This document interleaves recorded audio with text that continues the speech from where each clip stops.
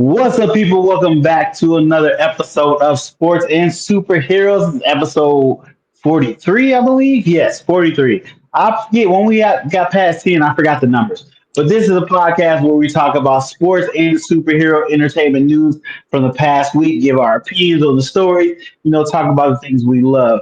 I am one of your hosts. I'm on the superhero side. My name's Sammy. My other host is Marcus. Marcus, say what's up to the people. He does the I got you. sports. I got you, sports side, and today we got a special guest, my friend Dom. He's gonna be hanging out with us. He has knowledge on both sports and superheroes, so I'm excited for this show. We got especially on the sports side, we got a lot to talk about. There's so much stuff. Yeah. So much stuff. People gambling, doing weird stuff. Don, say what's up to the people. Marcus didn't give you a chance to say something. I Oh, know, my right? bad. Always My fade, bad. always fade me to the back, man. It's all good. Come on. It's all good. So yeah, my name is Dominique Winters. I do a little sports writing for the University of Marquette at 247 Sports. So people can catch me there if they want to read anything on that. And then Marcus said, I do a little bit of the superheroes, enough to be dangerous. All right, enough to be dangerous. I'm not really fully in that world, but I know a little bit. And then, yeah, Okay. of course, I college sports is probably my number one thing that I'm focused in, locked in on. So happy to be here with the boys. I guess you said this is episode what? 40? 43. 43. Took to 43 to get your boy on, man. It's all good. hey, it's better late than never. I know. I'm happy to be here, boys. Definitely. So we will link his writing down below so you go check out his stuff. But with that being said, let's just jump into these topics. Marcus, go hit him with that first topic. Well, you already mentioned it, gambling. Might as well get into it. We're gonna start with Chauncey Billups first. So, Portland Trailblazer coach Chauncey Billups got arrested by the FBI along with Terry Rozier and Damon Jones. But right this time, I'm just keep it to Chauncey. So apparently, Chauncey was hanging out with the mob, setting up illegal poker games. Um, let's see.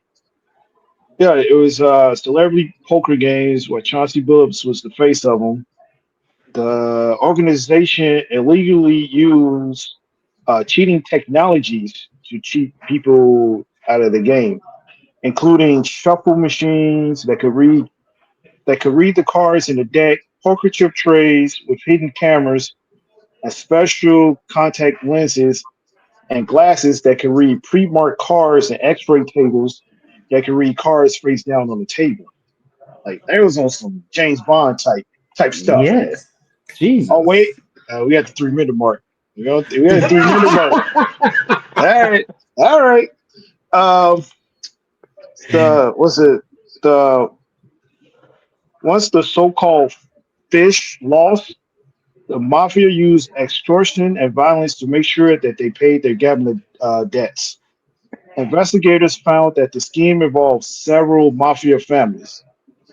Since April 2019, victims has lost at least 7 millions in rigged poker games, and with one victim losing 1.8 million alone. Billups was known as the face card of the scheme to help organize and played in games held in Las Vegas using the machines.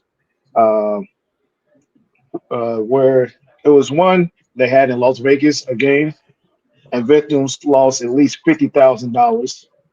Then, following another rig game in October of 2020, Phillips was wired 50,000 for his participation. So, yeah, Chauncey was in there deep. Like, I'm still curious of how he got involved with the mob because it's like he was an NBA player and he's an NBA coach now. So it's like, Yeah.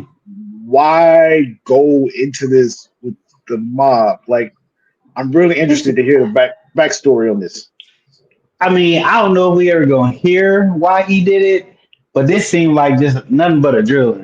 He clearly is getting paid. he getting paid from these games too. So it ain't like he in debt and he using this to pay off debt. They are sending him money, so he clearly has money. So this is just has to be adrenaline to see if he can get it done and go through it and all that. That is wild. I heard they arrested him after a game or something like that. Did you hear that? Uh, yeah, he got arrested in Oregon. Yeah, it was either before or after a game. I can't remember, but they grabbed him Okay. at the same time though. Yeah. It's like, hold on, bro. I gotta coach the men. What you mean you locking me up? That's wild.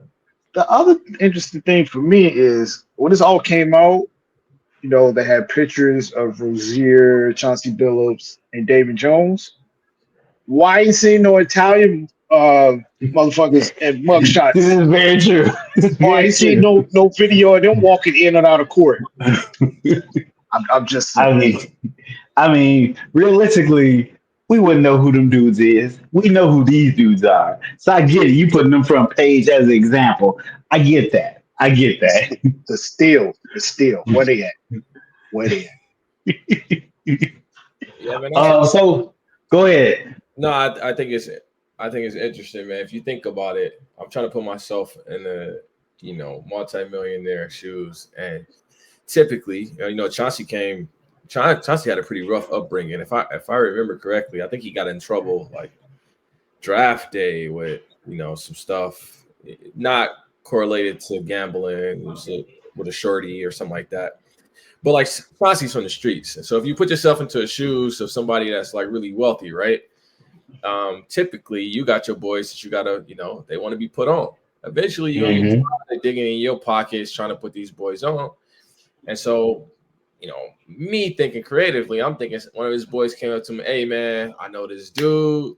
He said he can do X, Y, and Z. I just need you to help fund this cash, and then I'm good. You ain't gotta keep giving me X, Y, and Z every month. Like, just help me out with this, set me up on this path, and I'm good. That's kind of my vision. Because I just can't see a dude that's sitting in that type of seat and just like for the rush of it, for the love of it. Now, pause. There's, Diddy doing crazy stuff. He's loaded. But I'm just saying, if you're in the NBA, man, and you making that type of money, he's already had a long career. Coaching career, he's making over $1 million in this contract. That's the only thing I can see, man. Is he's trying to look out for the homies. The streets got to eat. I don't know. True. I don't know, man. I mean, I guess it's easy for me to say this because I ain't a millionaire. I ain't got money. But like, if I made it and my boys was like, I need you to help me out. I'm like, you need to get a craft and a trade. Like, you need to work. Like, one of y'all, well, for sure, one of y'all finna be a barber because I'm not paying. Exactly. I'm not going to be like Malik Beasley and be in debt with a barber in Milwaukee for hundreds of thousands of dollars. No. One y'all finna be a barber. One y'all finna learn how to do security and this, that, and other. I don't know. That's just me, though. I'm not. Isn't that what LeBron did with his, like, friends? Yeah. Go put his friends on, man. He already knew. He already knew what time it was. He already knew what time. We're not talking about Michael Jordan. But anyway, yeah, man. I think. I mean, the way you talking right now is logic, but this isn't a logic decision, bro. This is something true. So somebody who was like sitting back, like, oh man, they probably like, man, shit, this dude keep bugging me, dog. Man, what you want?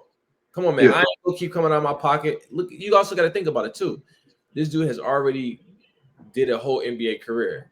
I'm sure he's gotten so much money when he had it like that, right? And not that you don't have it now, but the money just ain't flowing in like it used to. You going from, Chauncey was probably one of, he was probably a top paid player at his position at one point in time, especially after they won a championship. So you go from making like multi-millions to, a mill. It's probably, or 2 mils. That's probably all upkeep for his crib.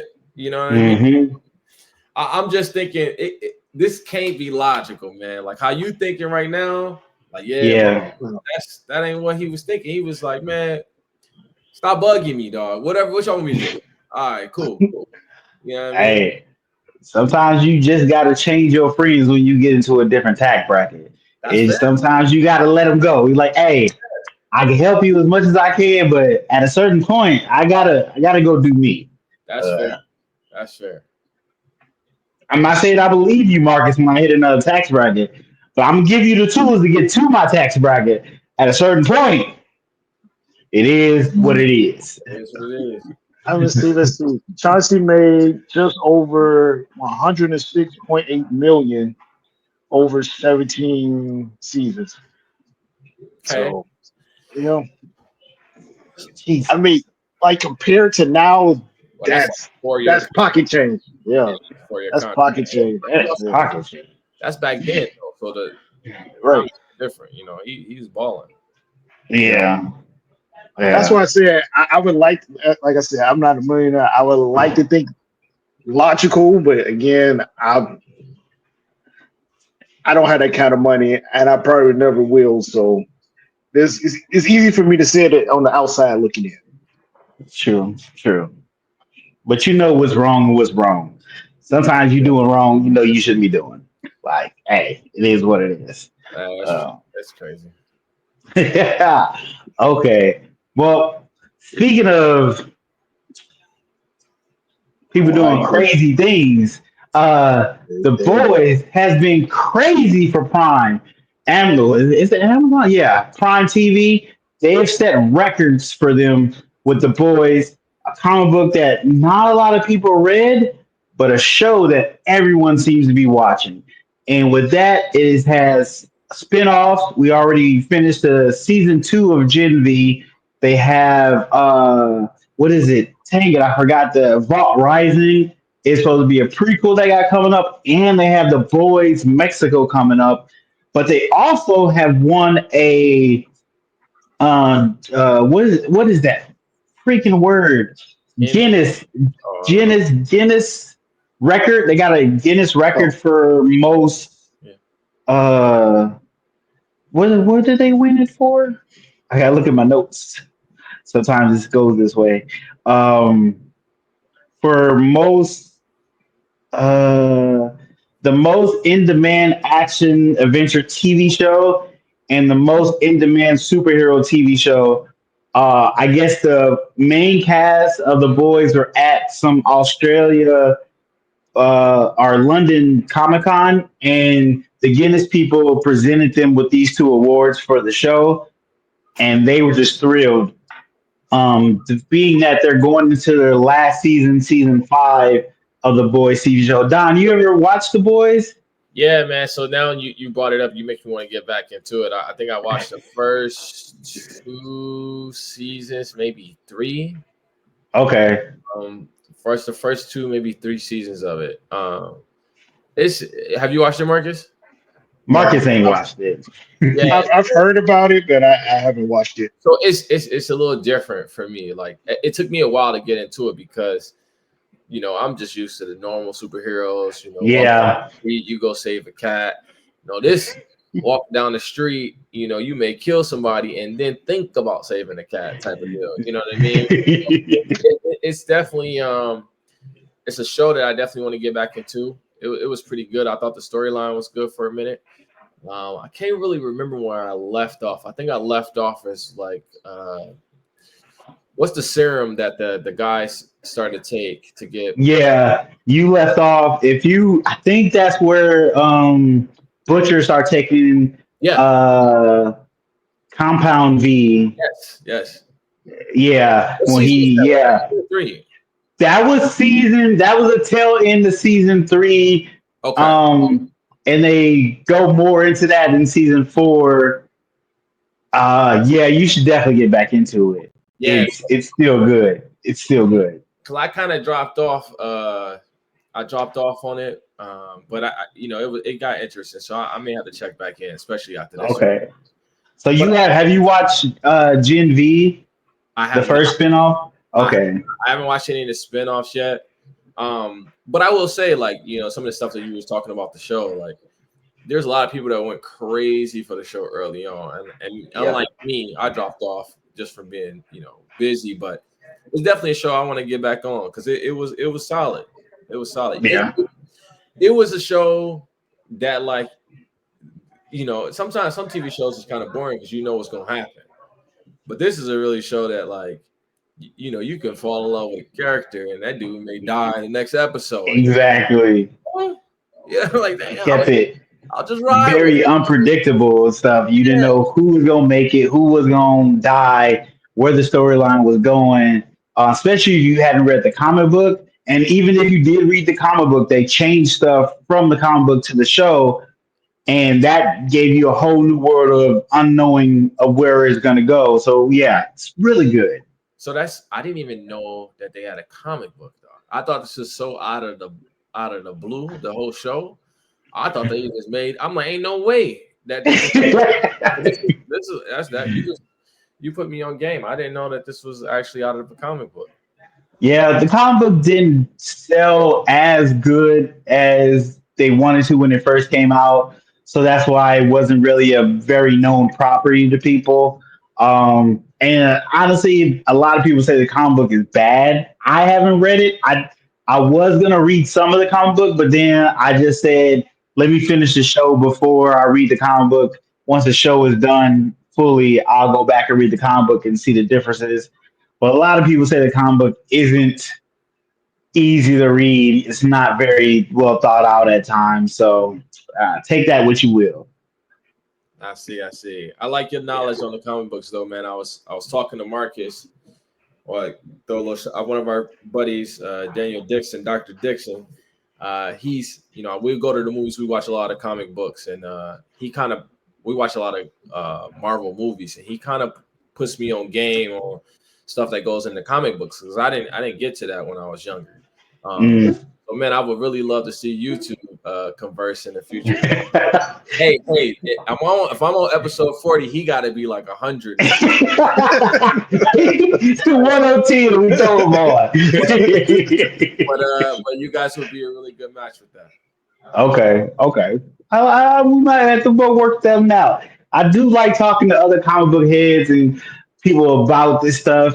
You get passionate and you love it. It's just fun to talk about and see somebody else's insight to the same thing you either read or watched and see how they dissected it differently than you did. That is super interesting. Absolutely. Yeah. But like I said, they got those two awards, and apparently this franchise is doing really good for Prime. So I understand why they're kicking off spin-offs off of it too. The downside is all the slight messages the boys had about the right wing political sphere. I think they're going to get upset about that this next season because they feel. I heard that they're supposed to be going more political in their last season, season 5, and now that a lot of right wing people know that they're being made fun of throughout the whole boys run, which they did not know that until like episode season 3. They didn't realize they were getting made fun of. We're going to see how that hurts the show in that point. And then a lot of stuff they said might happen in the show is kind of happened in real life with the big orange guy. So it's going to be real interesting how that goes. We're gonna have them mad in the comments again for be Peacemaker all over again. Goodness. Yeah, that was wild. We're not even gonna go into that. Don, we'll talk to you about that later. We're not even gonna go into that. It was wild. We got a lot of weird people on that one. But yeah, guys, let us know if you're watching The Boys. Are you watching Gen V? Are you excited for the 2 spinoffs that got coming up? Let us know. Are you into the show? You think it's good? Think it's not good? Think it's deserving of these 2 awards they got? Let us know down in the comments below. So speaking of superheroes that can enter portals and create portals, I wanted to switch it back to sports and let's talk about the transfer portal. So as I said before, one of my favorite hobbies to do is to watch college basketball. And while a lot of teams and fans are going crazy about the transfer portal, my personal favorite team, does not use the portal. But it seems to be a big issue and a big topic in college basketball surrounding NIL deals, etc., playing time, different opportunities, different styles and fits.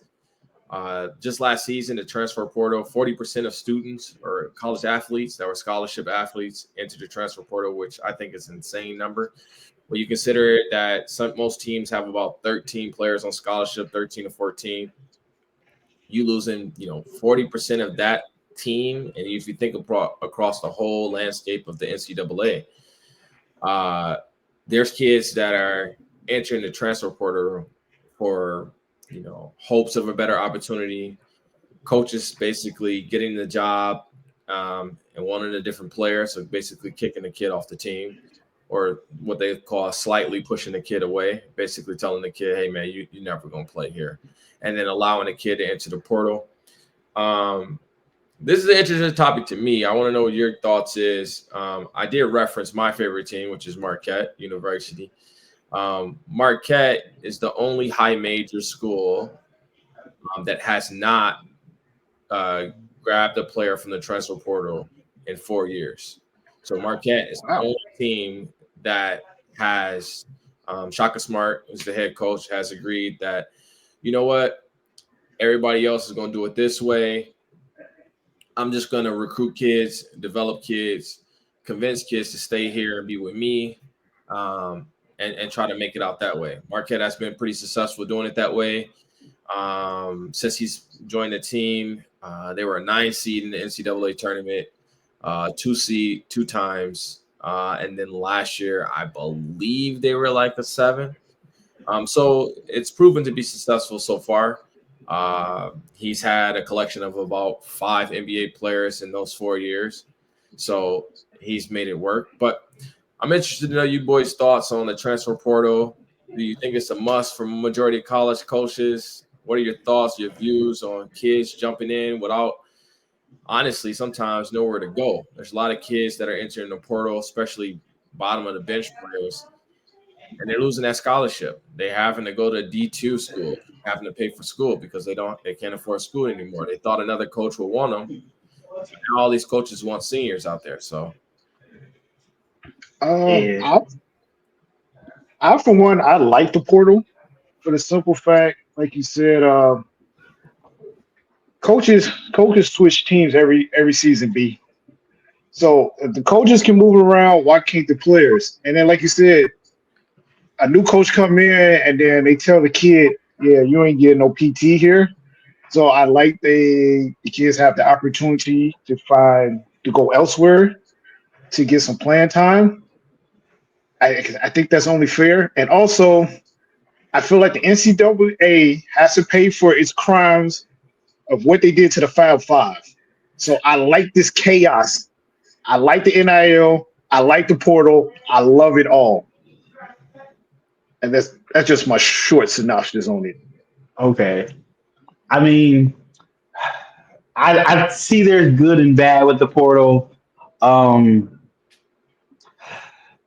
It is terrible for you to go to another team and now you got to pay for college when you got that scholarship. That sucks. But you take that gamble by doing that, thinking you're going to get playing time and be seen. But some of these kids need to really think about what is their future. Like, are you really going to make it to the league? Are you really going to make it to that next level? Or are you using this to get to this level so you get this education so you can be successful in something else? I want to make sure them kids understand, like 1% make it to the league, whether it's basketball, football, baseball, soccer. 1% of y'all make it to the league. There's a lot of dudes out there, a lot of ladies out there. Make sure you strap down that education first and have that solid plan B. That solid plan B, so you just not some guy talking about your heyday because you done blew your knee out because you went to a different school, didn't get your education, as you thought you were gonna get more play time and got hurt that first week, and now you're done. So it's a gamble, but then again, these kids have played their whole life in this sport. You gotta go for that gamble sometimes. So it's a good and a bad. I do with the ANIL deals now that kids can make money and not just be subject to just being scholarship kids and poor athletes for the school. I like that. I'm more excited about that than I am necessarily the transfer portal. Um, but I don't know much about the transfer portal. Does it work both ways? Like, can teams pull people from the transfer portal? Does that work that way, or how does it work? Yeah, so basically, a kid, what the typical process goes is like at the end of the season, coaches do coaches meetings and they meet with the players and they typically talk about the future. And so the coach would either say, "Hey, we really want you back. We're excited for your role next season. We want you to do X, Y, and Z," or they can say, "Hey, we're just gonna be honest with you. You may be playing anywhere between 5 to 10 minutes. We want you back, but we just want to be upfront and honest with you." And then you have another coach who would be like, "You know what? We just don't see the fit. We'll help you find another team," which means that the coach will help. If this player didn't play, the coaches got practice film, so that typically the coaches will send practice film or highlights to other coaches to help that kid get a scholarship from somewhere else. So basically, Okay. you enter after that conversation with the coach, the athletic director then enters your name into the transfer portal, and then it's literally just like a search engine. Coaches are able to go in there, search, power forwards, small forwards, point guards. They get a list of names. They're able to go through and try to contact those kids. The players do have the option to put no contact, which basically means that they're in the portal, but coaches can't contact them. That typically means Mhm. that the AAU coach or some back channels has already worked out a deal for that kid to go to a certain school. Okay. And then the other kids can put in their contact, and so then they have their phone numbers listed, and coaches can able to contact them. But I do want to clarify my stance on this. I I love the way my team handles the transfer portal in the sense that I get a chance to watch these kids grow up in the program for 4 years as a fan, right? So as a fan, I get a chance to see a kid his freshman year all the way up to his junior year or senior year or whenever he decides to leave the program. So as a fan, selfishly, I love to see that, right? I don't want to see a kid from, Syracuse who, left the program because he wasn't shooting the ball too much, and now he want to come to this team and he wants to shoot the ball with a whole bunch of players that's kind of grew up in the program. So that's my outlook on it. But from taking myself out of a fan standpoint, I'm all for it. Like I do agree that kids should be able to move and come and go as they please, just like coaches. I 100% agree with that. The money, NCAA been making money off of kids and especially African American kids for years. So So I'm long. I'm not I'm not against kids making money at all. You got certain universities that won't even let kids put their name on their last name on the back of their jerseys. So Mhm. to me, I'm all down for that. It's just a fine line for me as a fan that I just prefer to from my school to just recruit freshmen and then I can ride that season out. I don't have to learn about one kid, and I gotta brush up on this kid at three different schools before he came here, and now I gotta get to know the kid. So Yeah. that's kind of my feel about it. And Okay. I want to just touch on something that you said, Sammy. You're right. Like you should have a plan B because the likelihood of making the league in football or basketball or any professional sport is unlikely. It's a small chance. But I do want to talk about one success story that did happen, and this was before the portal, but this is kind of example. Now, you remember Russell Wilson, and it's a whole different sport as well. But Russell Wilson was a quarterback at NC State. The coach at NC State told him to give it up, like just give up football, right? Mm. So he left NC State, came to Wisconsin, got Wisconsin to the Rose Bowl, and set the record for passer rating in the Big Ten. Which then he eventually was. I think I didn't dive too deep, but I think that catapulted him into the NFL draft, where he became a Super Bowl champ. He should be a two-time Super Bowl champ, but that's a different topic for a different day. But he's a Super Bowl champ, and by him leaving NC State and going to Wisconsin, that was life changing for him. So if you do leave, if you're lucky, it takes some luck. Not only skill, but you also gotta have some luck. You can get lucky and be like Russell, but I agree with you, Sammy. You gotta have a plan B. Get the education. That is important because, like you said, if you blow out your knee, God forbid you have a career into injury, at least you have your education to back you up. Yeah. Yeah.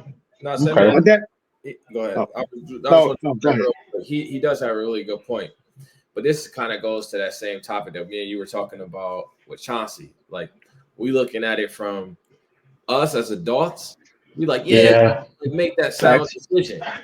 But, you talking to an 18-year-old kid who saw Steph Curry take Davidson, So they're like, well, even if I'm on a small team, he did it.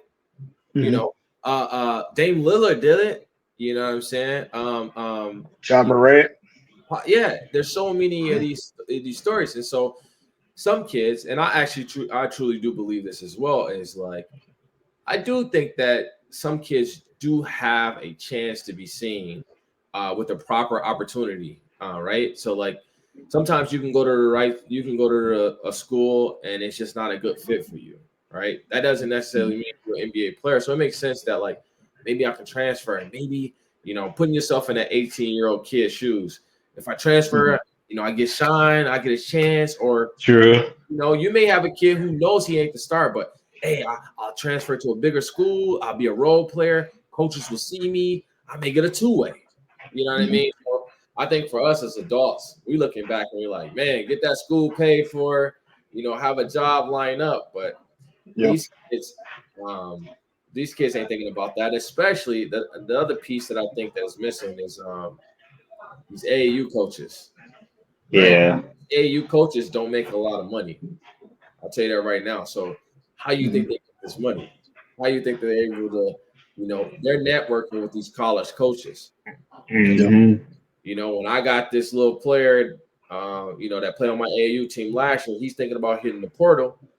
I call up the college coach. Hey, just so you know, Tyrone may hit the portal. You're looking at, $1 million, He's just like, okay, hang up, call Tyrone. Hey, they say they'll give you 75. So the coaches, those AAU coaches are taking the skin off of that. So I love what Sammy said as far as like, you got to have a plan B. But these kids, man, at 18, 17 sometimes, man, they just trying to live in the moment. Yeah, they got league dreams. So yeah, I can understand that. Yeah, very much so. I got one more thing. I got one more question for Dom. Hey Dom, who put Marquette back on the map? From the early days. Back on the map. Back on the map. We put this little kid, this little scrawny kid from Chicago on the map. He got some offers at home, and no, I could tell you the story. So, little scrawny kid from Chicago, Illinois. He couldn't. No schools wanted him in state, and so So he came to Marquette. Tom Crean saw him, and honestly, the true story is D. Wade Graves wasn't. True story. No, the true story was D. Wade Graves wasn't the greatest. So he came to Marquette. They redshirted him, which means that some kids are able to get into school on like an academic probation, but they can't play. So that's what Marquette did with D. Wade. He redshirted, and then we got rid of all those bad habits he had in Chicago, and here we is today.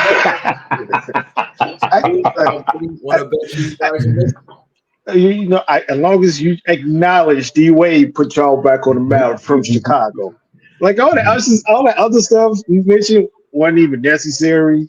But whatever. I mean, he only averaged 22 points per game, 4.7 rebounds, and 5.4 assists. So, I mean, that kid from Chicago showed y'all in Milwaukee on how it's done. So we fed him and got him right. All right. That's it. I just want him to acknowledge that fact. D Wade from Chicago. That's all. Speaking of fond memories, we got a weird announcement today talking about possibly making Spider-Man 4, and not the Spider-Man 4 you think I'm talking about. I'm talking about Tobey Maguire's Spider-Man 4. Yes, I guess one of the writers on the Batman and the Batman sequel, and an editor on another Marvel project have been talking on Twitter and talking about possibly getting Tobey Maguire's Spider-Man 4 up and running. Marvel and Sony have approached Toby to be in, I believe he might be in Doomsday and Secret Wars coming up next year, next year and the year after that. Pretty sure he's going to be in there. And I think they talked to him about completing or adding on to his trilogy of Spider-Man movies. For those that don't know, there was a script made for Spider-Man 4 where they had dang, I forgot that dude's name. They were gonna have Vulture and I think Black Cat in it, and I think Sandman was gonna return, and one more villain, and I think it was a newer villain they haven't done before.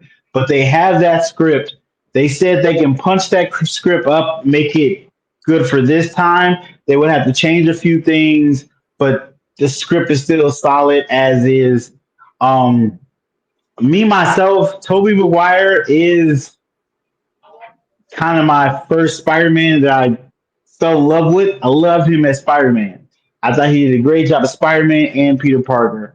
Tom Holland, great Spider-Man, but Tobey Maguire is my Spider-Man. Tom Holland second, and then Andrew Garfield is a third.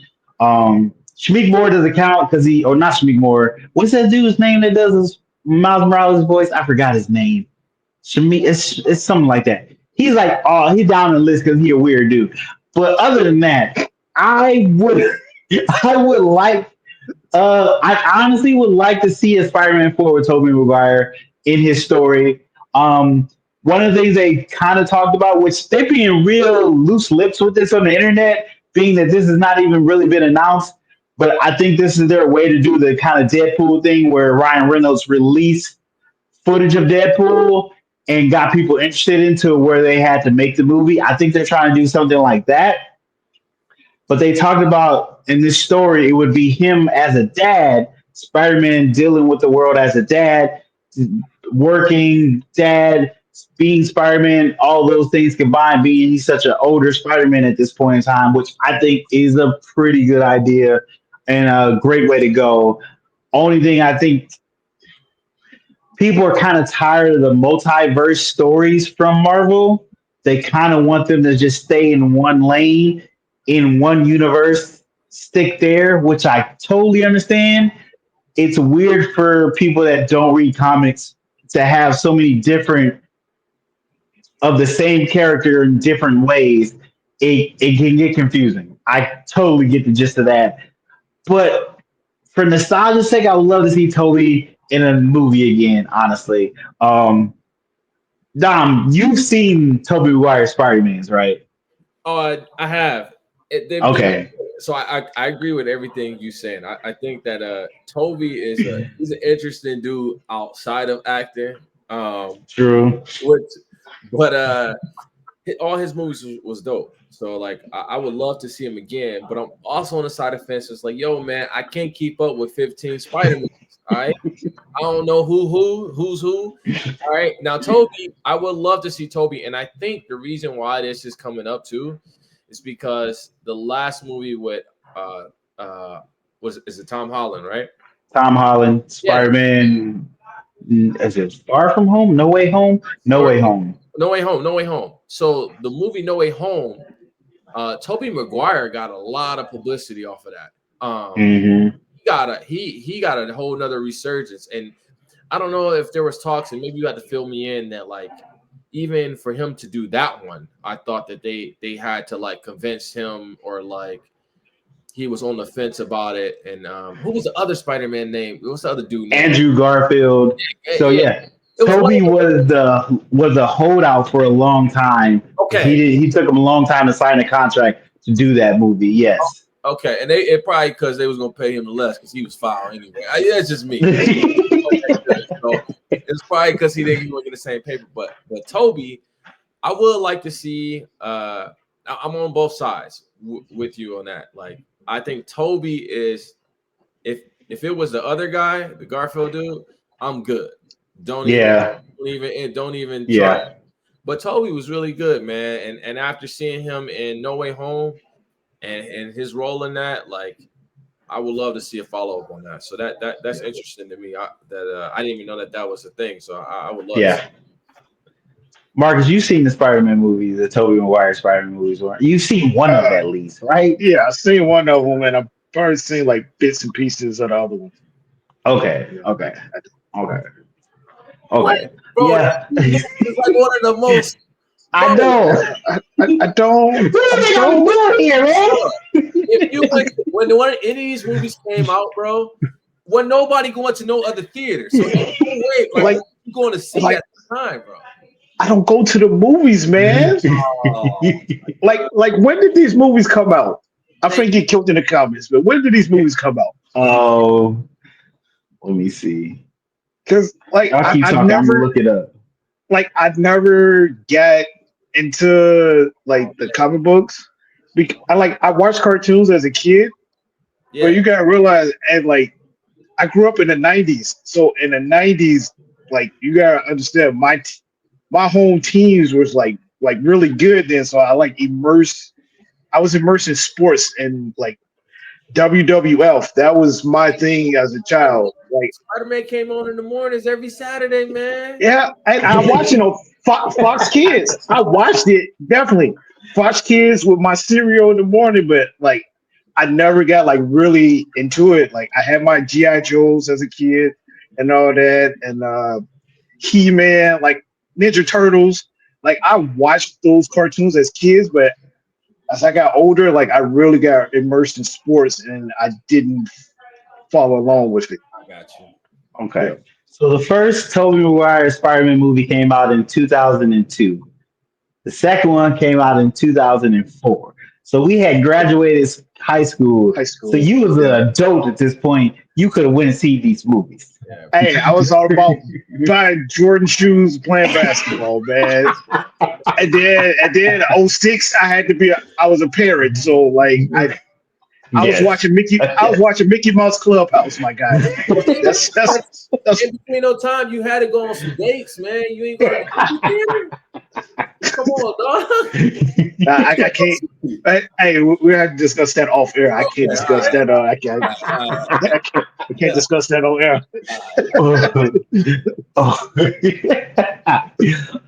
Yeah, but if they do it, I don't know where they're going to fit it into the whole Marvel timeline of things. I don't know if it will be a Sony only thing. Because technically Sony still owns Spider-Man, the movie rights to Spider-Man. So anytime Marvel does a movie of Spider-Man, they have to do it in conjunction with Sony. Everything else from the toys, cartoons, all that Disney owns. But the movie rights, Sony owns. So they work with Marvel to be able to do that. So they could do just like Venom, Morbius, Madam Web, that's all in the Sony universe. That is Sony's Marvel. That's not Disney's Marvel. But all those movies been graveyards though. Like those movies come out, all those movies come out, and then they did. So that you're very correct. You're very correct. Only two that really did good was the first Venom movie. That one made like 800 million. That was good. I liked it. Bro, I watched it. It was 3. Wasn't it 3 or 2? Yeah, they made 3 of them. They made Venom and Carnage, and then Venom Last Dance or something. The last one was terrible. No lie, me and my son just watched the whole series, he 5 years old. He was like, man, I want to watch Venom. So I'm like, all right, you want to, not the cartoon? He's like, no, let's watch the. So we watched all 3, and he's like, yo, Daddy, when the next one coming out? I'm like, ain't no more, because I think it's over now, right? It's 3, yeah. The dude Tom Hardy said he's retiring his version of Venom. He's not going to do it anymore.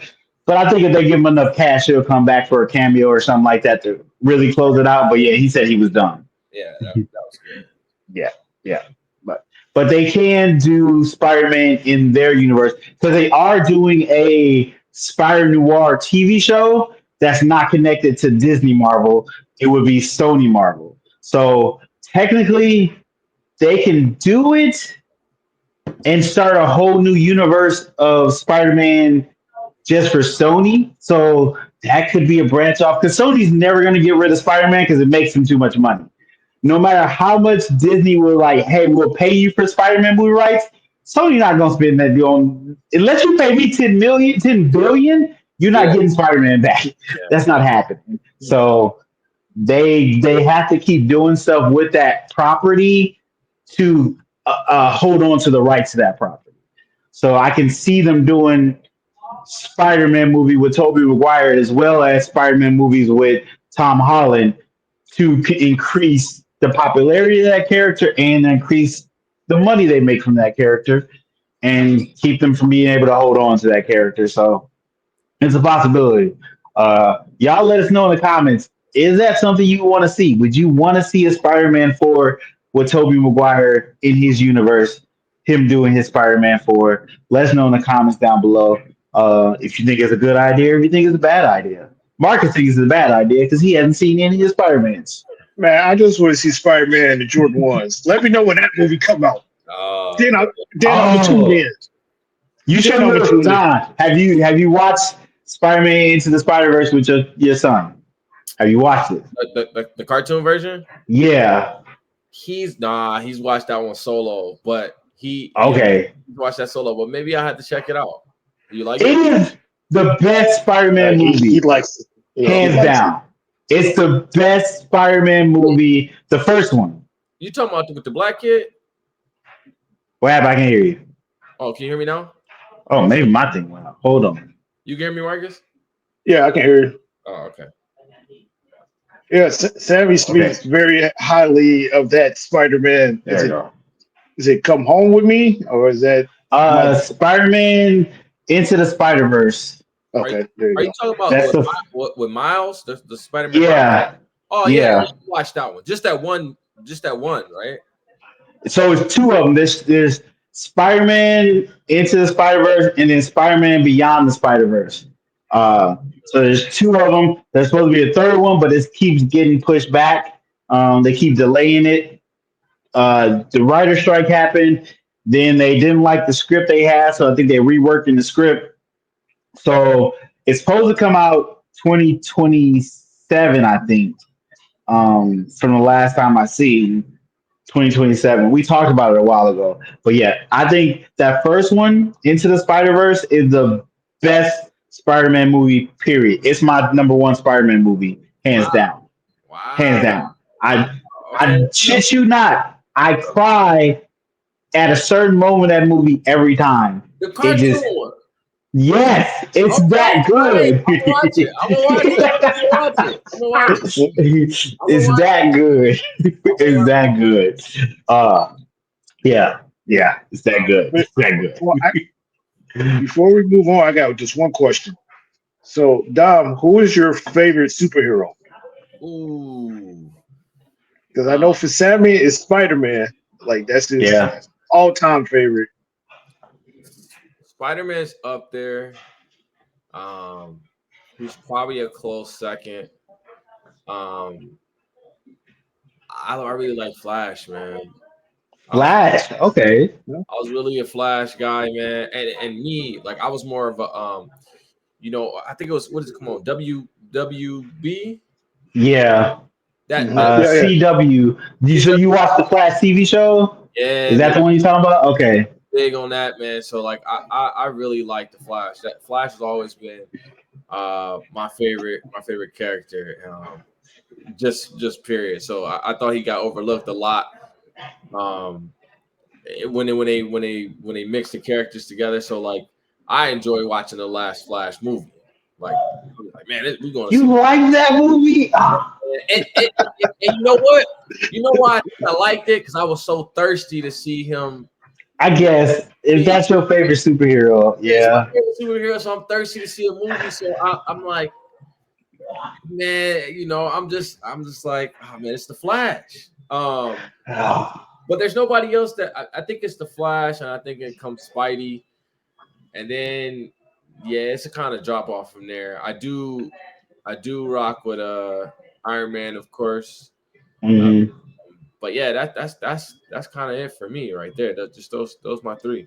Hey, Yeah. Seven, Okay. Seven, why were you so disappointed when he said the Flash and he liked the movie? You just like, Wait, hold on. Were you disappointed that Flash is my favorite, or are you disappointed I think the movie? No, I can understand Flash being your favorite. He's a great character. He's a very good character, and the way he uses his powers, amazing.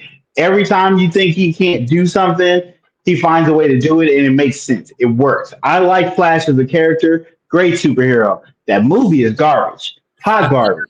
Hot garbage. The way that man runs, he runs terribly. What are you doing, flinging your arms like this? Come Yeah. on, my guy. People don't run like this. The only saving grace of that movie is Batman. Being Michael Keaton coming back as Batman, his action scenes, amazing. So good. I only watched that movie for Michael Keaton's Batman and a little bit of Ben Affleck Batman that chased in the beginning. I skipped through the Flash part, saving the weird CGI babies, and I go to the Batman, and then I skip back to another Batman, and I look a little bit at Supergirl, and then I stop watching the movie. Did you watch the series? Is that the same series on Netflix? The W. So the CW Netflix Flash with Grant Gustin, I think that's how you pronounce his name. I watched up until like season 3, and I had to stop watching it because everything was the Flash fault. He kept doing stupid stuff. Like I get it, your parents died. I understand. I get it. Stop bringing them back and fucking up the world. Stop. Grieve your parents. Understand they gone. People leave us. It's just what it is.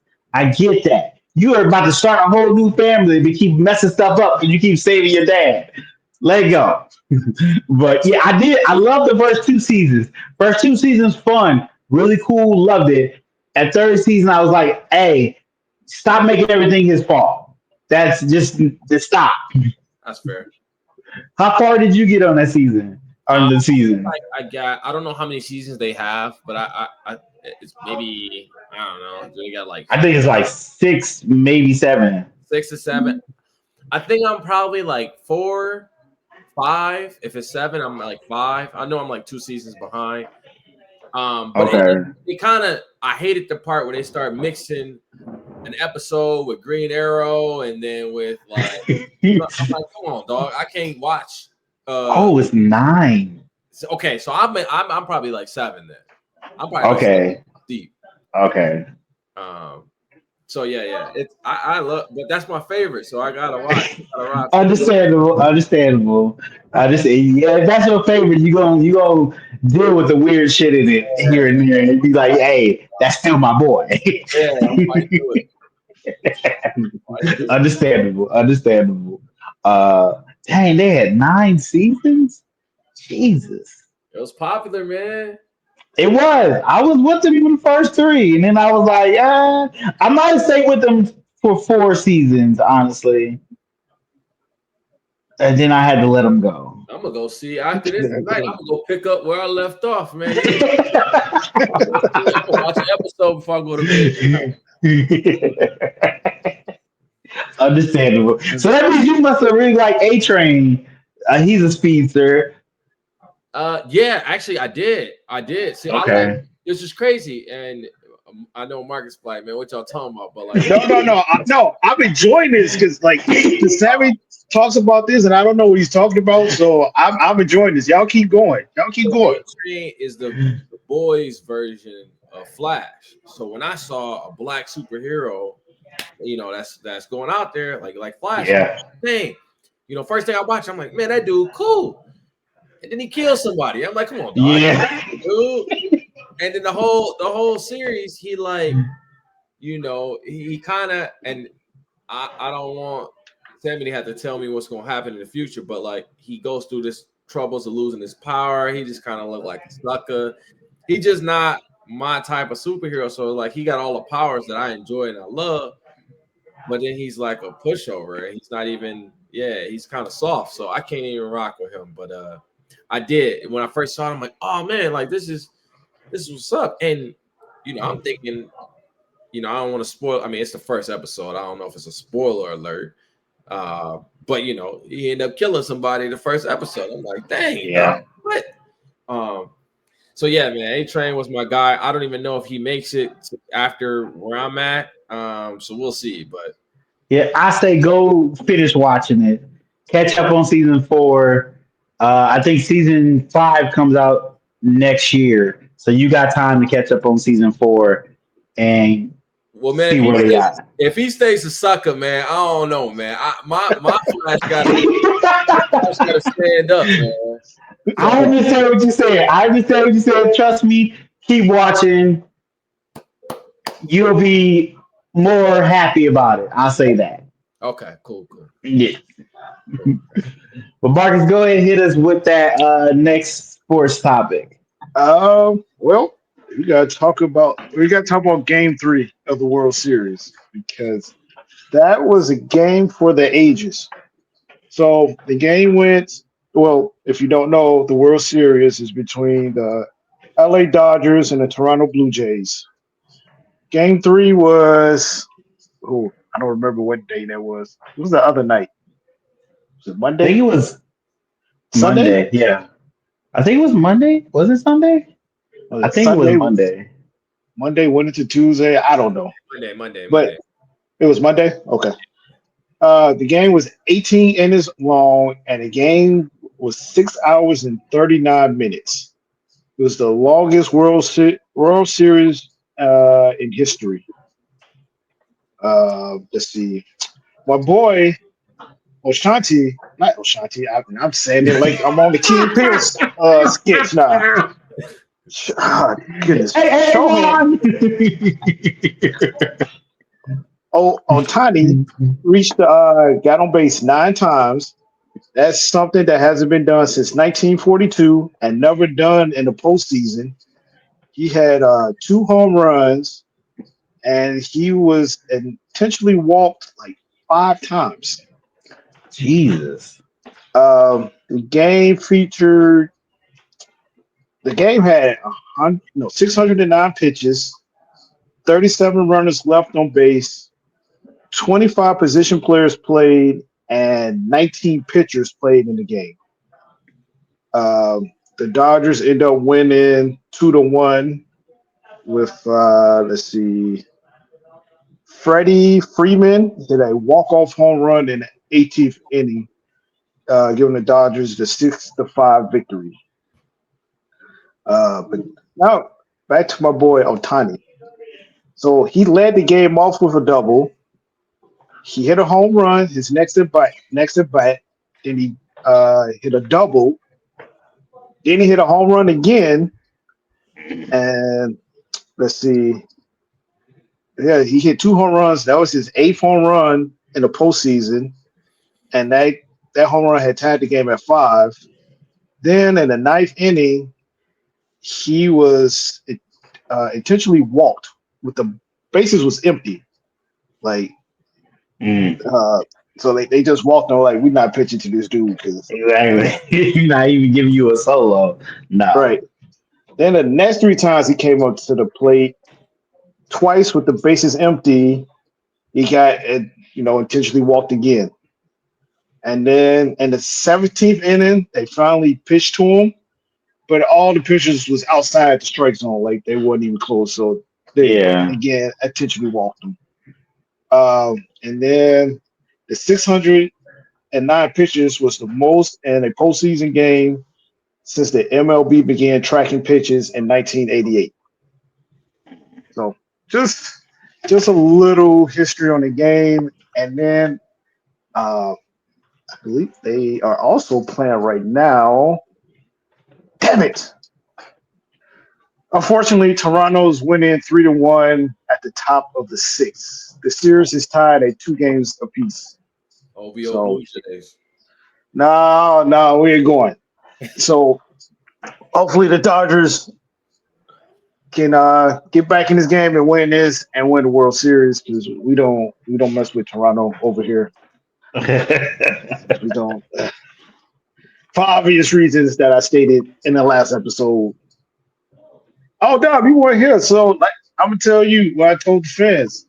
I don't care if it's Ray J, the Tampa Bay Rays, or the Toronto Blue Jays. Well, obviously the Dodgers ain't gonna win it in 5, but yeah, I'm going with the Dodgers. You should have did a brand new one. I know. I didn't have one, man. I didn't have one. I'm just getting Dom caught up on what happened on last week's episode. I'm getting him up to speed. Yeah, I guess. Yeah, Dom, for historic 18 innings in the World Series is crazy. So whoever wins this game, that's going to go down in history. And that in itself is amazing for baseball. I know that should have brought viewers to it, hopefully. So I know they're not getting as many viewers as they used to get. A lot of people are saying baseball is dead. I think it's just out of breath. It needs a little bit of resuscitation. Got to ask my tax. I do think they need to liven up the game some. And they're trying to speed up the game with the pitch clock and it's like an on deck clock or something like that. So they're trying to speed the game up. I get it. Understandable. Hey, and Dom himself, he was a pitcher, right? No, I played pretty much up the middle. My bad. I know you're good. I played short, second, and center field. And actually, baseball is like my favorite sport to play. And I actually enjoy watching baseball. But my problem with the MLB is, for obvious reasons, the reason why I can't root for the Dodgers is that they can just buy teams. I like the NBA where it's a salary cap. People have to be, there's some balance, right? You got to draft well, you got to sign players well, and if you want to get 3 superstars, okay, well, you got some rules where you can't pick up, X, Y, and Z and this and that. I like that type of structure. In baseball, if you take Ohtani and you put him on a team that just lost the playoffs, they can very well be in the World Series. That's how impactful he is. And so you can probably say that about 4 or 5 different people on that team. So, and if you look at the salary, like if, I don't know if someone can pull up the salary between the Brewers and the LA Dodgers, but their payroll salary is insane. So it's hard to compete. To me, it's not, it's baseball's turning to David versus Goliath. You got to have a team that just is hot out this world. And it's just from an unfair playing field. Whereas, like I said, in basketball or football, there's caps. So I'm losing from a fan and like a diehard. I grew up as a kid loving baseball, played baseball. It's just hard to root for it, man. And for me, being a Brewers fan, I would love to tell my team to go out there and tell the owner to go out there and buy players, but that's unrealistic too. And I'm just kind of contradicting myself when I'm talking about the Dodgers. So it is what it is, man. I think that long inning game was great for the sport. But yeah, that's why deep down I'm rooting for the Blue Jays. Not even because they beat my squad. It's just that I can't root for the Dodgers or the Yankees or Boston, any of these teams with the big payrolls. Yeah, I was going to say, that the Dodgers versus Brewers was a perfect example of why there should be a salary cap in baseball. Because, like you said, Dodgers, they had nothing but names and a lot of money to spend. Actually, it's kind of in a way, baseball with the no salary cap is kind of like college sports with the NIL deals where The bigger schools have more money to spend, so they can get the better players versus small schools. Um, so yeah, I mean that's part of the reason why the Badgers football team was probably ain't gonna be shit for a long time Ooh, because yeah. they like I understand it, but bad like Wisconsin from what I hear, they're more about the academics part of it, and you have to have a certain GPA to get into the University of Wisconsin to begin with, and they're not going to compromise, or that's not the word I'm looking for. They're not going to waver on that, and you have someone like Alabama, like, hey, they can get the guy up here in Wisconsin, like, we got this much money for you, and so what? You're not a 3.5 GPA. We bring you here to play football anyway. So Yeah. yeah. I went and looked up that payroll. The Dodgers was first in the MLB at $350 million. The Brewers was 22nd at 87 million. Mm, mm. 87 million versus 350. Hey, True. your boy LeBron made I think like 52 million a season. Yeah, he should make more. I mean that's damn near Milwaukee's whole That's true. That's true. roster. That's what. That's So crazy. True. you got to think about it. Giannis is actually a part owner of the Brewers. Giannis himself is at the same peak. Giannis is making about 50 something million, maybe 60 something million a year, and the whole Brewers payroll is 87. So Yeah. that's how this dude from the NBA is a part owner. I also think Magic is a part owner of the Dodgers. Magic He Johnson, is. Yes. Yep. one of the richest men that ever played basketball. And is it Magic like part owner of the Commanders as well, or he Yeah, he does is. He he is. gets some? Yeah. Yeah. He is. Magic is paid. Yeah. So like I kind of I'm on the fence of they're paying for the team only because the Dodgers have only won the Series 3 times in a row. They haven't gone back to back multiple times. They've only done it once. Uh, Now the Yankees have done it multiple times. They've gone back to back multiple times, killing it. And there's only been 3 teams to win 3 World Series back to back. That was the Yankees, the Oakland, is it Oakland A's? Red Oakland I Sox. A's. think it was Oakland. Yeah. Yeah, Red Oakland Sox. A's and the Dodgers. No, not even the Dodgers. Oakland, you didn't know the Dodgers. I was right. I said New York. So, like I said, Dodgers, Oakland A's, and Yankees. They're only 3 teams that have won 3 back-to-back World Series. Toronto's won twice in a row, but only 3 teams. So, just because of that, I'm okay with the pay because you make as much money you can pay your players. I'm okay with if it was like a clear dominance like the Yankees had for a long time, I would say change it up. They need to do something. But since it clearly starting to even out at places, it still does help when you get new players that you see have a spark and are going to not change the game, but be able to elevate their game to a level that wasn't expected of. But that also comes with you having good scouts, knowing what to look for, knowing those diamonds in the rough guys down at the minor leagues, or you see they're playing with they're grown men, but it looks like they're playing with boys.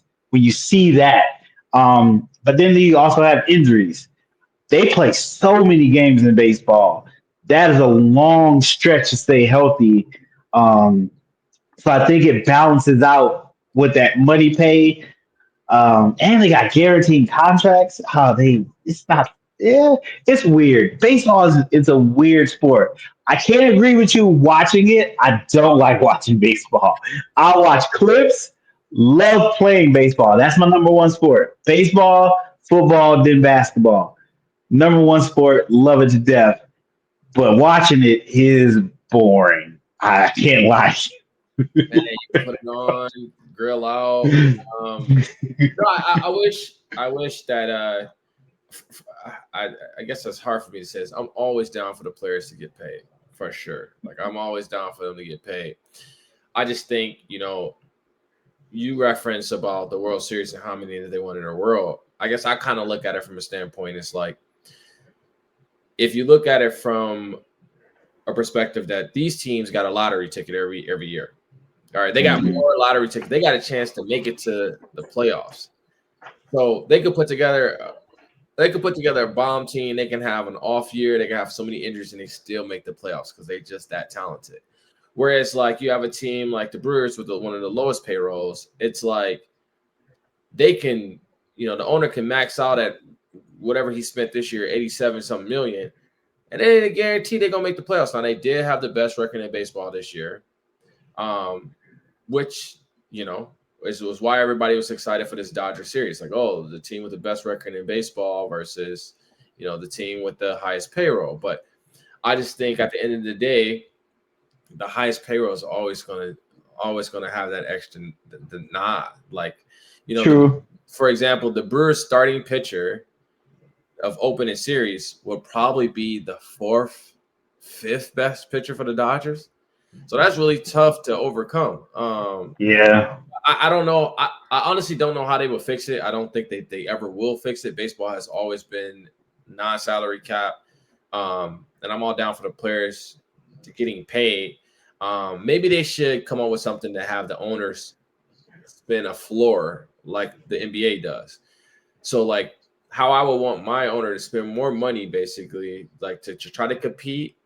They should have a floor built where it's like, yo, man, y'all can't just decide one year that you're not going to be a good team and spend $50 million on players and just trade all those players at the deadline. You guys got 150 million, which is a competitive, I think will kind of even out the playing field because now, a player who could probably go to the Dodgers for 30 million could probably and be, the fifth or sixth highest paid player there.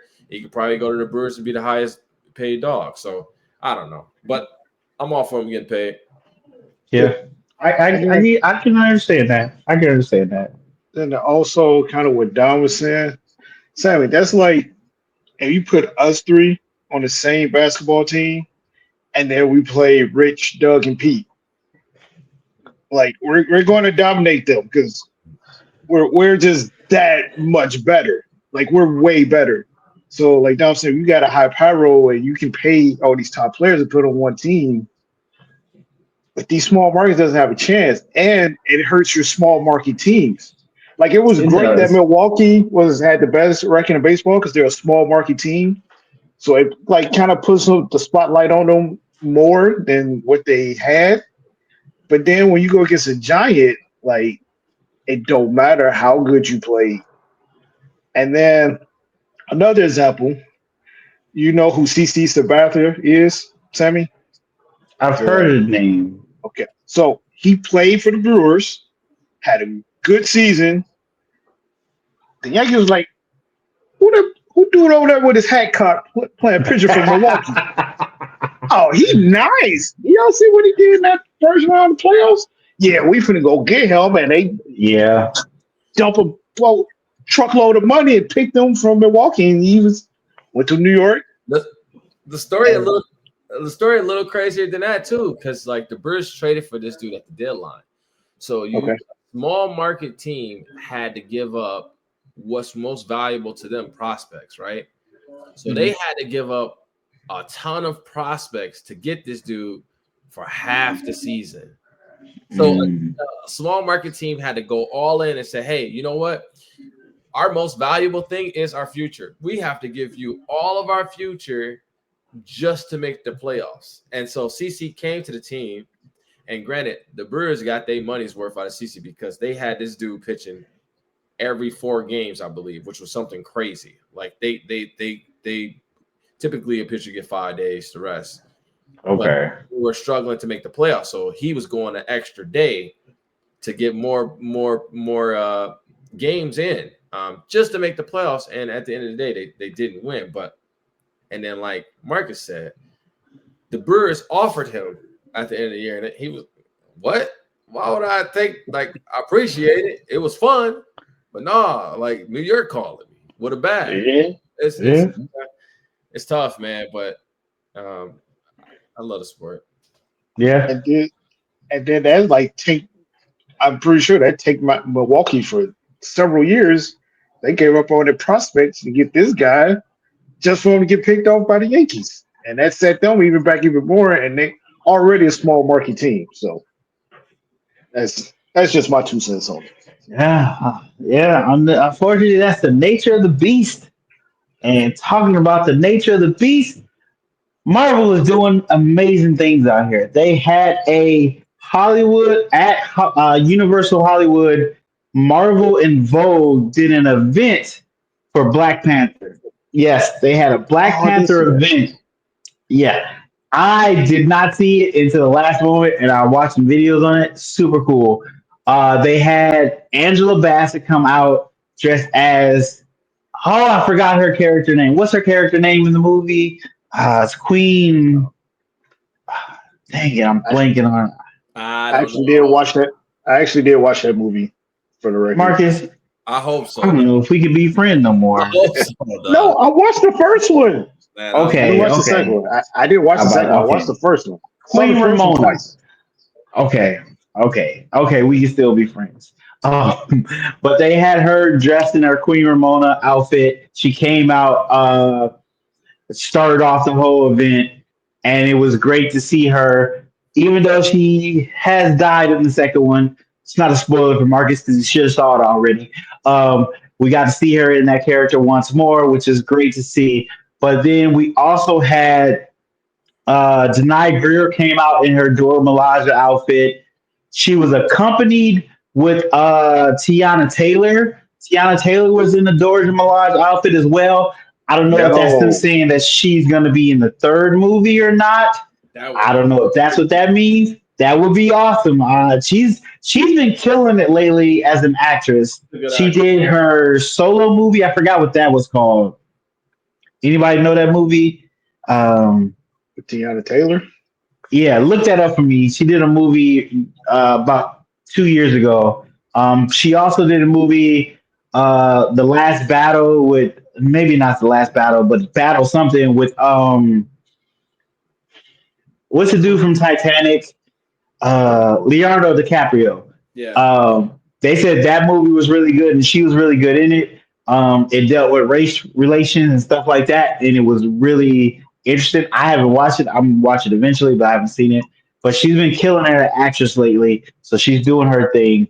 But there's a chance that she might be in the third movie.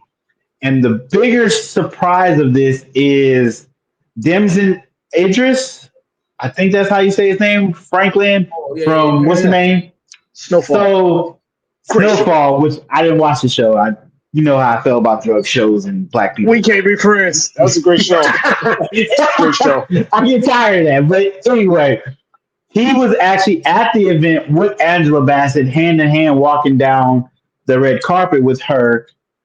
And the reason that is more significant than other anything else is he's been in talk with being the Black Panther, the next T'Challa within the Marvel Universe. There's been rumors of this when they had leaks of Doomsday images and like sketch images of characters and stuff, and it was a character of Black Panther with his face on it. So there's a lot of talks that he might be the next T'Challa, which would be not the actual T'Challa, but T'Challa's son, who is named after him, because they plan on aging that T'Challa up to become the new Black Panther, and that is huge. He has been asked about this in interviews when he did the movie F1. He had interviews and people asked him about the rumors of him being the next Black Panther, and they were like, "Hey, tell us if you've been talking to Marvel, yes or no." And he said, "Yes, no." So they was like, "Well, that's a yes." So it's good to know. I I know he's British, so I thought I would feel a kind of way of not being an American playing Black Panther, but then I remember Black Panther is African, so he's not American anyway. So I'm okay with it being a British dude and all that. Because for the longest time, a lot of our black characters have been played by British people, and you feel a little bit of type of way about it, but sometimes it's better for the character to be seen in history and be pushed out into the world more than it is it be what you feel that character should be. So I'm okay with him playing Black Panther because I think he's a great actor. I seen him in something else. I did watch a little bit of Snowfall, and I thought he did good in Snowfall. And of course, I see the clips, everything. Why you worried about what another nigga make? I've seen the clips. It's good stuff. It's good stuff. It's a good So show. I think he can do It's a You know good how I show. feel about the show, Marcus. I don't like anymore. It's a good show. We got enough stuff about us being drug dealers and stuff. I don't need that no more. I don't need to see us in positive light, which is another reason why you need to watch Spider-Man Into Spider-Verse, black superhero doing superhero things. We're gonna talk about Snowfall because it's deeper than rap. It's deeper than rap because it goes deeper than just that part. And Marcus, you grew does up he there sell during that drugs? time. Marcus, does he sell drugs? Yes, but it's deeper than that. Marcus, does he sell drugs to his community? It's deeper than that. Exactly, Marcus. Exactly, It's Marcus. deeper than that because it goes into the whole CIA role into it and everything. It's deeper than that. Yes, he We did could have those did things. that without him selling drugs. But I That's part of the digress. story. That's part of the story. That's Marcus. like telling Spider-Man's story, and this motherfucker ain't flying around with webs that's supposed to just come out of his fucking hands. You can't do that. It's part of the Marcus, story. that doesn't paint Spider-Man as a bad stereotype, does it? I'm not. Does it, Marcus? I'm just Exactly. saying it's part of the story. You cannot tell that story without that part. I mean, we can tell other stories. We can He tell was a other good stories. actor, and if you watch the show, you know because I was shocked when I found out he was British. I was like, oh, this Yeah, motherfucker's not from here. it I was was like, one of oh, those things when you find out he's British, he talking his regular voice. You're like, it's just, oh, it's just that like motherfucker Paperboy, killed it. Atlanta, Paperboy. He's not He's from not here. British. Yes, he is. So No, Paperboy's British.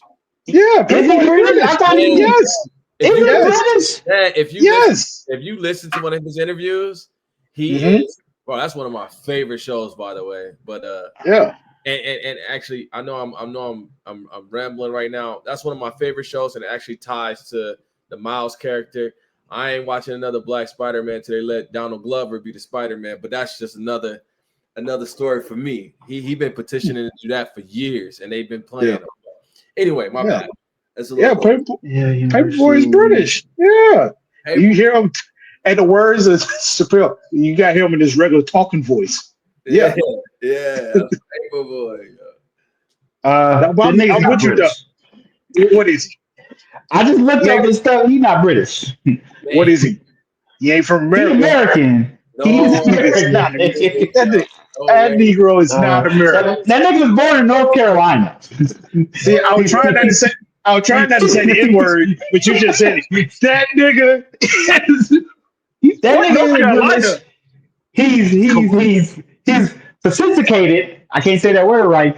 But he went to like Yale, so I think that's where he picked up that more. But that nigga's from North Carolina. Not because he was Not born British. now. Did he move to England? Yes, he is. That's where he grew up. Right?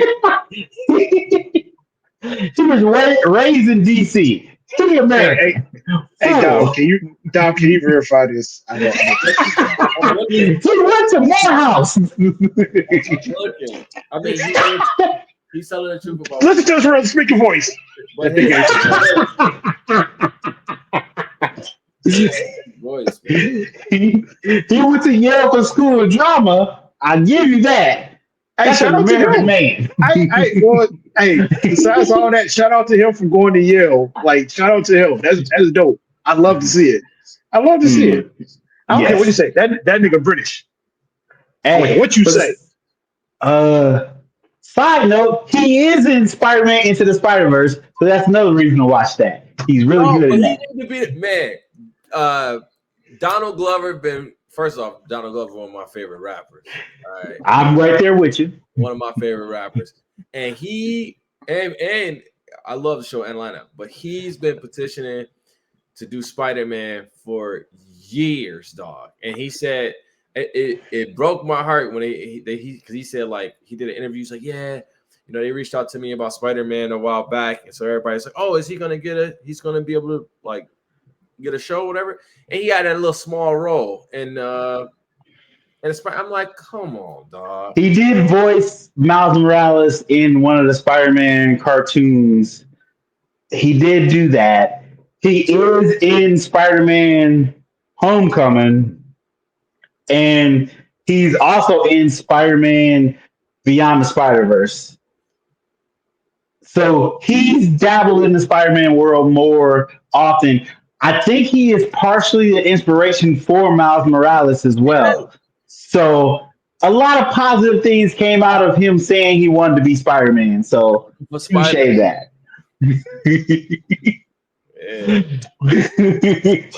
But yes, this event with Rogue and Marvel is amazing. It showed Black Panther excellence all out. They had multiple different people in costume, um, and it helped the rumors of Black Panther 3 coming out. Side note, Denzel Washington was one of the biggest spoilers of Black Panther 3 because he let people know that he was going to be in the movie while he was doing press for, I think, the Gladiator 2. He was doing press and they were asking him how many more movies you have in you. And he started listing off things he was planning to do. He said he was going to play King Lear in a movie. And then he said, Ryan Coogler is writing me a part in Black Panther 3. And then I'm going to do this stage play. And then I think I'm going to stop. He just casually threw it out there, which he said he got in trouble with Kevin Feige about. But yes, he will be in Black Panther 3. I don't know if he's going to be the main villain of Black Panther 3 or one of the side villains of Black Panther 3. I believe he's going to be a villain of some sort in it. So that is also a reason to look forward to Black Panther 3. As of right now, Black Panther 3 will not come out probably into like 2028 or 2029. They're definitely going to do it after Doomsday and Secret Wars, which is unofficially is going to be the Marvel reset to kind of reset the world and have everything kind of on one timeline. Hopefully, I know a lot of people want them to get back to one timeline thing.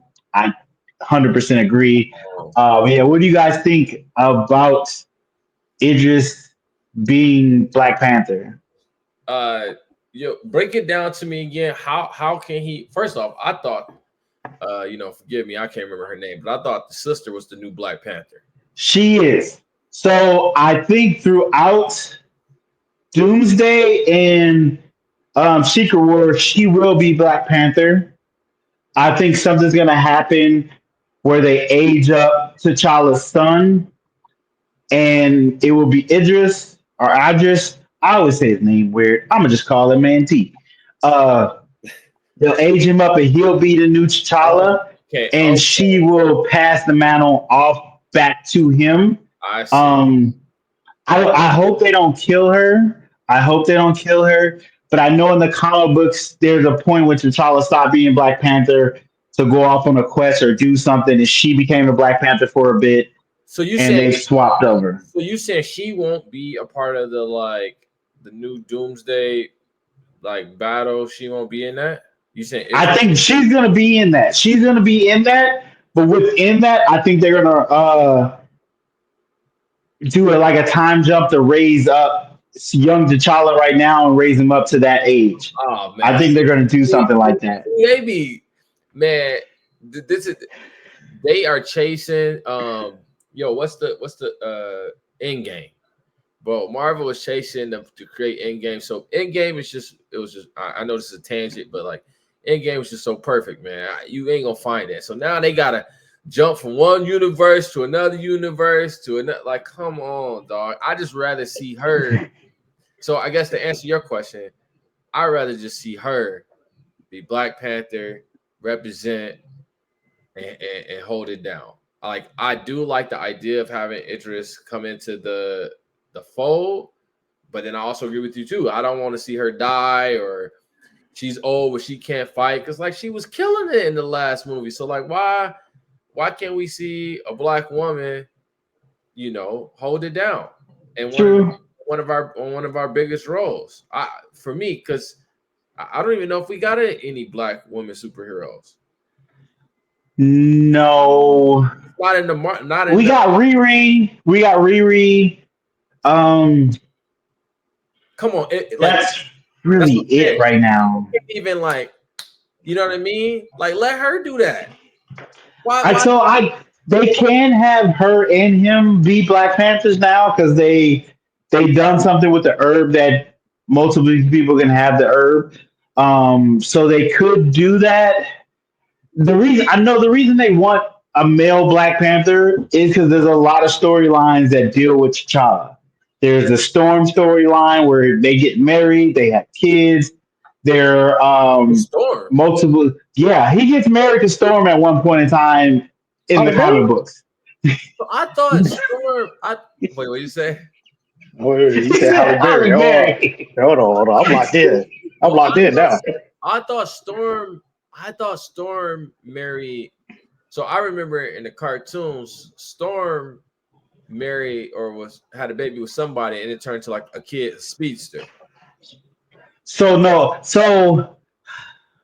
they're in the cartoons, in the X-Men cartoon, Storm gets with Wolverine at one point. I don't remember if they have a kid. The kid you're talking about, that's Magneto's kid, who's a speedster. That's Quicksilver and Scarlet Witch. Those are supposed to be his kids in the comic book. But did she go back home? Okay. I'm on tangent. Yeah, go ahead. I think they involve her with multiple people sometimes. Sometimes comic books get reset and stuff, but there is a version where she marries T'Challa and they actually have a kid. I forget their kid's name.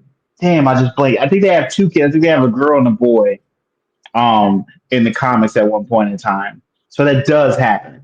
But I know that's a storyline people would like to see is Storm marrying Black Panther. Hold on. I got one question. I think y'all just broke my Storm a hoe? She's not a hoe. She's just like every other character. They have relationships with people. That's just how it is. What are you talking about? Marcus, don't be that guy. You said Storm was with this dude and this dude. And, no. Not Halle Berry. Not Halle Berry. Date other people. It happens. Not Halle Berry. Side note, I know this is off topic, but I hate the movie Monster Balls. I don't like it. I've never watched it in its entirety. I don't like that scene with Halle Berry and Billy Bob Thornton. I don't like it. Okay, that's it. I'm done. That's clearly his child trauma right there. But I'm locked in Black Panther 3. So you mean I got 2 to 3 years to watch Black Panther 2 so I can be ready for Denzel and Black Panther 3. Close to the 4. He hasn't watched Black Panther 2. All right, man. I can't be friends, dog. What you be doing, bro? Sleep. Come on, bro. You gotta celebrate our people, dog. How you not watch Black Panther 2? I watched the second one I watched Black Panther 1 like 5 times. Like I saw it twice in the movie theater. I respect. I seen it. Watched it at home. Everybody watched Black Panther 1. I watched it like 5 times in theaters. My son watched Black Panther 5 times, man. How you not see? I don't watch movies like that, man. I don't. I was meaning to, then I forgot. Did you like 2? I did. I thought 2 was okay.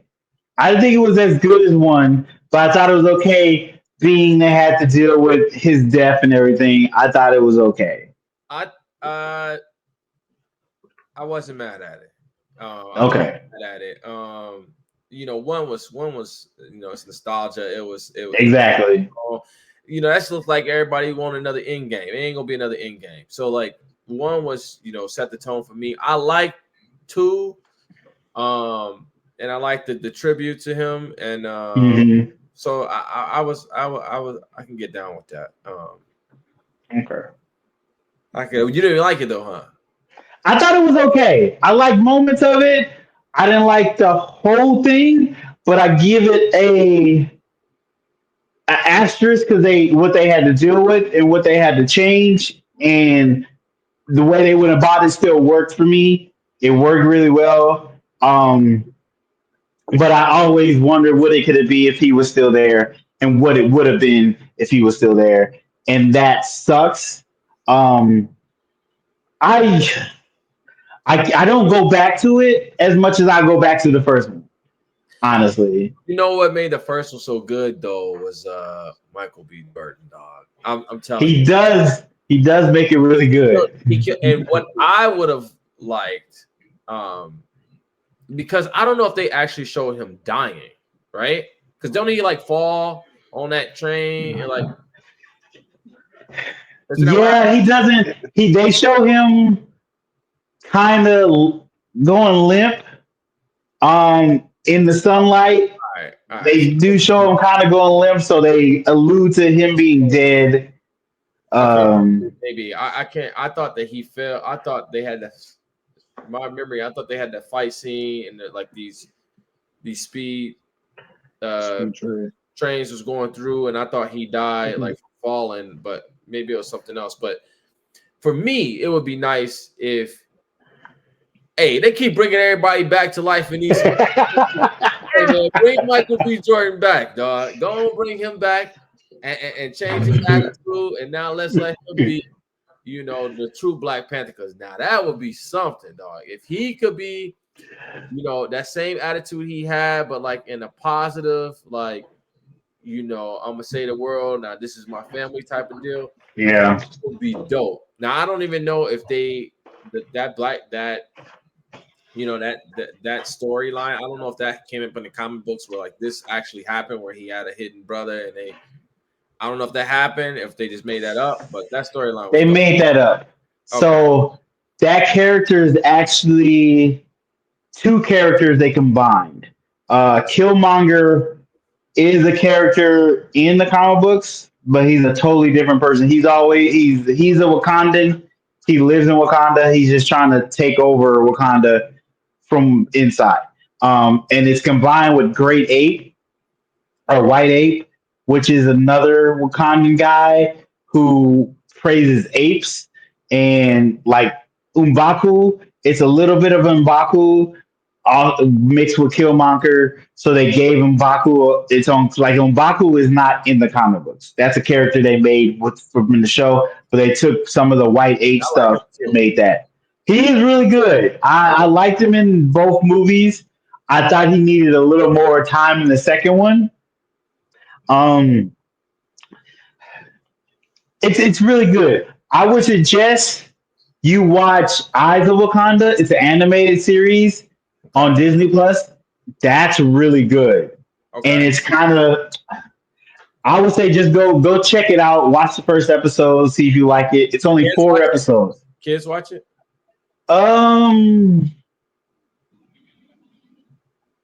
I would say watch the first episode and see, because there's not death and it's not bloody, but I think it's like PG. I think the rating's PG. I'm big on watching movies with my son, and just like my dad put me on the Marvels back in the day. So I would love to. Man, y'all got me, man. I got so much stuff to do, man. How am gonna watch these shows, bro? I was supposed to watch The Flash tonight. Now I'm thinking about watching Black Panther, man. What? Because I'm thinking he really liked episode the second one. Like what am I missing, dog? Like I like Namor. I like the way they introduced Namor. I think they did a great job introducing him, but I don't like that they put the two ethnic groups against each other like that. I didn't like that.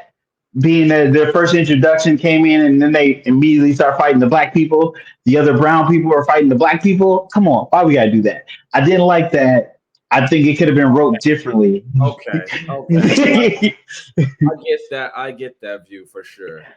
It's certain nitpicky things about it.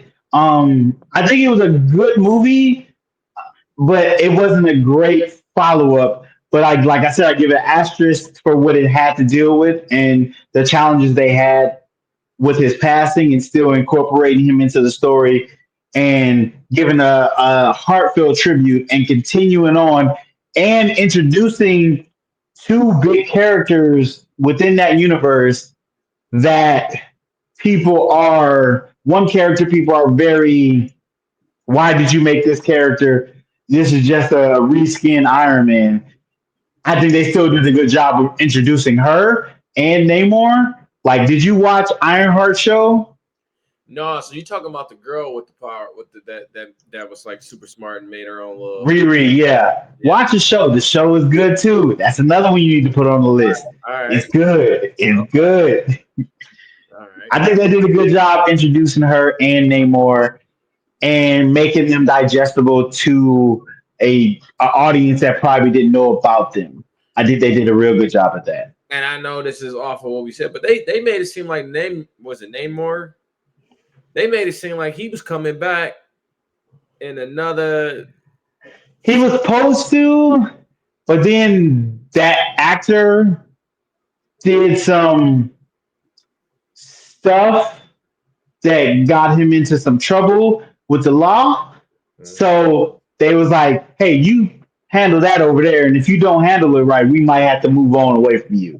So they did it like they did my boy what's his name? He was supposed to be the Marvel villain. He wasn't supposed to be the time dude. Oh yeah. I know you're talking about Jonathan Majors. Kang. Bro, okay. Kang is a beast. Marcus, you know about Kang? Nope. Oh. Just from what he's said about he knows a little bit. What was that? So I wanted Kang to be the I know this is off of the topic, but we just branching off of it. But like I wanted Kang to be the next Thanos star because I thought Jonathan Major in the shows I watch off of Netflix, because he was on, what was he on? He was on Loki. Season 1 and 2. Loki is one of my favorite. He's my favorite villain. Okay. I like him because he ain't really a villain, but he's like he always on some shady stuff. So Loki has always been dope to me. So watching that series was cool, and then seeing Jonathan Major, I'm like, dog, this is gonna be dope. And I don't know if you talked about it in the past, which if you did, I'm gonna have to check out that episode. But I thought the way they handled Jonathan Major was kind of foul. Now I don't really know. I thought that all the stuff got dismissed. So but so it did. His charges got dismissed to a degree. He still got charged with some stuff, but not nearly as bad as they said. Huh? Did you watch the video? Yeah, I watched the video. They still charged him with some stuff. It clearly looked like he was defending himself. 100% looked like he was defending himself. Marcus, you watched the video? I saw the video. What'd you think? If I speak, I'll get in trouble. Okay. All right. Let's just say this. That man put himself in a position he should have been more wary about.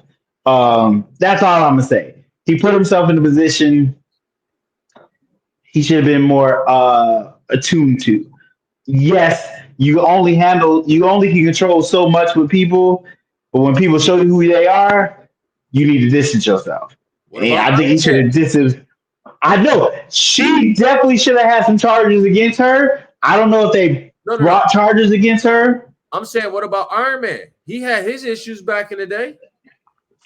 True, but he actually served his. He did his time. Hold on. There is talks of bringing Jonathan Major back. Marvel has hinted at possibly bringing him back.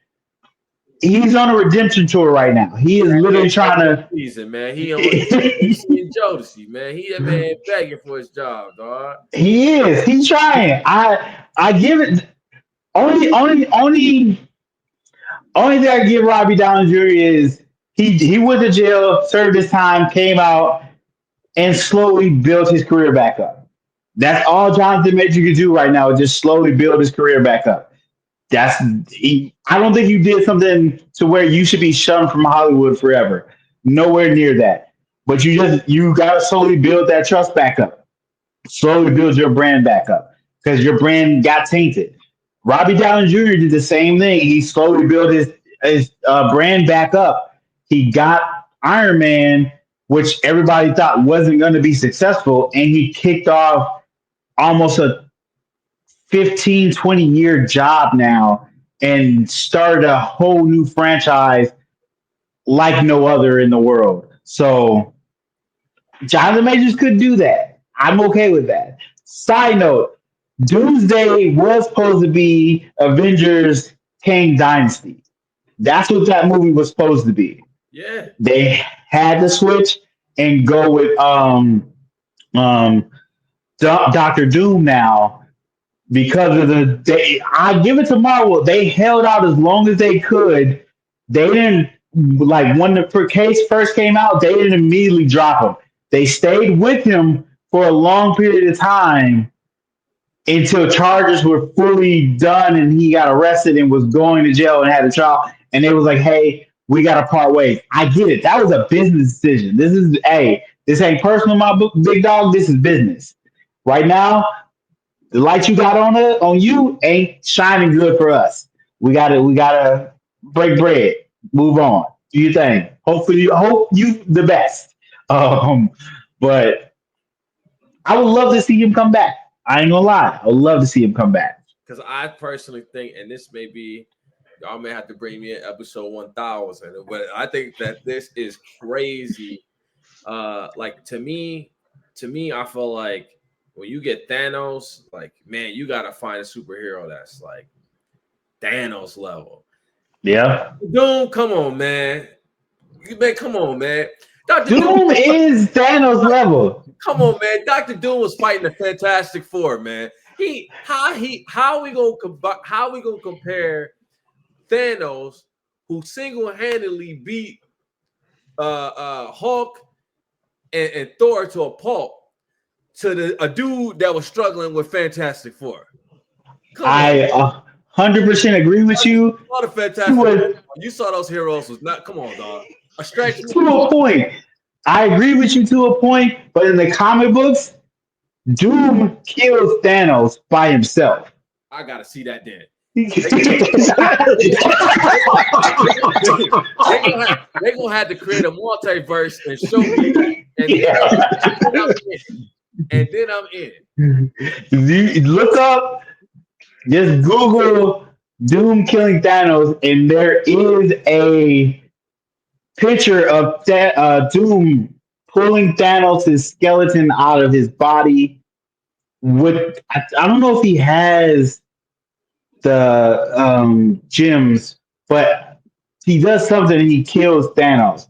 So that is in the comics. So that Doom is that kind of level. He's the whole reason for Secret Wars. Nah. He does something big in the comic books where it's universal damaging. So he is that big of a threat. And I believe what you're saying, but this can't be the same dude that lose to the Fantastic Four, man. It can't be. You gotta tell me. They gotta explain to me, because at this point, from everything that we know, why do we need to call in Thor and Hulk? Man, this song is in this Fantastic Four. Everybody else is going to make it. I understand. They're going to handle it. I understand. But as if you saw Fantastic Four, you've seen Doom at the end of that. That Doom is not even our Earth's Doom. That's a Doom from a different universe who has the ability to travel universes. So he starts raging damage throughout multiple different universes, multiple different Earths and universes. That's why he becomes a world-ending threat. He's just not our universe threat. He is multiple dimension universing threats.